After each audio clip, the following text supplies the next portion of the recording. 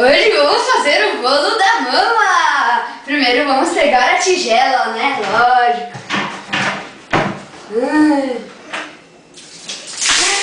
Ei, vovó.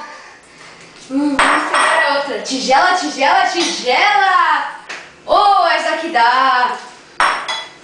Agora vamos colocar o ovo. Oh, delícia. Pouquinho de adoçante, vai bom. Molho de gergelim.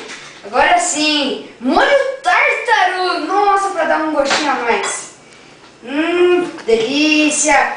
Agora prontinho. Agora vamos mexer. Bate, bate, bate. Bate, bate, bate. Bateu. Vamos colocar no forno. E já está pronto! Vamos pegar!